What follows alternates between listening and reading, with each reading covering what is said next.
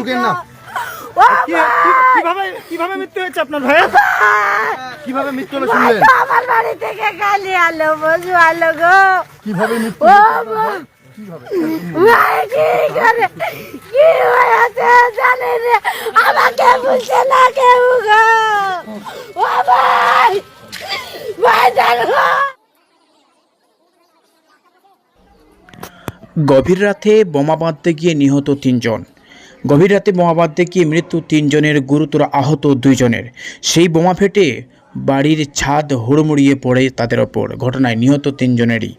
জানা যায় ঘটনাটি ঘটেছে মুর্শিদাবাদের সাগরপাড়া থানার খয়েরতলা এলাকায়। বিভিন্ন সময় বোমা উদ্ধারের কথা উঠলেও এখনও নির্বাচন বেশ বাকি অনেকটাই, তার আগেই বোমা বাঁধতে গিয়ে বিস্ফোরণে আহত। ঘটনায় ব্যাপক চাঞ্চল্য ছড়ায় এলাকায়। ঘটনায় পুলিশ ঘটনাস্থলে হাজির।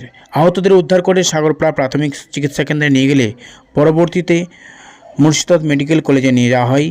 কর্তব্যরত চিকিৎসক 3 জনকেই মৃত বলে ঘোষণা করেন। ঘটনাস্থলে পুলিশ, স্থানীয় মানুষ আতঙ্কে। কি বলছেন স্থানীয়রা আমরা শোনাবো, দেখুন বিস্তারিত। সেখানে কি ঘটেছে, কি শুনেছেন? বোমা বাস্ট হয়েছে, 3 জন মারা গেছে এই শুনলাম। কোথায় বাড়ি আপনার? আর বাড়ি খয়েরতলা। কেমন আতঙ্কে রয়েছেন আপনি? হ্যাঁ আতঙ্কে আছে তো। ভয় পাচ্ছেন? হ্যাঁ ভয় পাচ্ছে।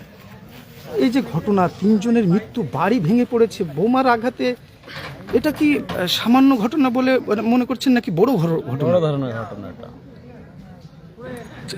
এদের কি কোনো পারিবারিক কোনো সমস্যা বা অন্য কারোর সঙ্গে শত্রুতা এই ধরনের কোনো কিছু ছিল, শুনেছেন নাকি? পারবো না, আমাদের বাড়িটা দূরে। ভাই আমার ভাই গো। রাত্রে 9টার সময় আমি শুই পড়ি। রাতে একটা হঠাৎ সাউন্ড আসে, বিশাল সাউন্ড।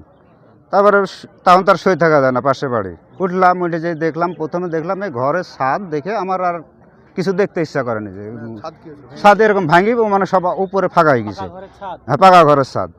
তো ওয়াই দেখিয়ে তারপরে আর একজনকে যাই পাশে দেখছি, একজন সাগরুল বলে নাম, ওর সাথে এক ছেলে, ওকে ধরিলি চিল্লাছে বাঁচাও বাঁচাও গিরি। তোর দেখলাম এই হাত টাত নেই, চেহারাও চেনা যাচ্ছে না। ওয়াই দেখে আর আমার দেখতে মন গেল না। ওরা কি করছিল ওটাই তো বলতে পারবো না আমরা। হ্যাঁ, শুধু আওয়াজটা আমরা শুনতে পেয়েছি। এখন ওর মধ্যে কে ছিল, এই বমের আওয়াজ।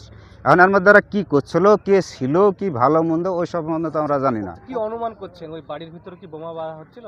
মনে হয় না হলে কেন ওই যে সাউন্ডটা ওখান থেকে হয়েছে, নাহলে এত বড় একটা বাড়ি ছাদ ঘুরে পড়ে যাচ্ছে। পুলিশ কি রাতে এসেছিল? পুলিশ কি? হ্যাঁ, পুলিশ রাত্রে আসছিল। কজনকে নিয়ে গেছিল? আমরা যখন দেখলাম তখন ওই 2 জন জীবিত ছিল, ওই 2 জনকে গাড়ি এসে নিয়ে গেল, পাবলিক গাড়ি। তারপরে প্রশাসনের লোক আসলো, তারপরে আর ওর মধ্যে কেউ যেতে পারেনি।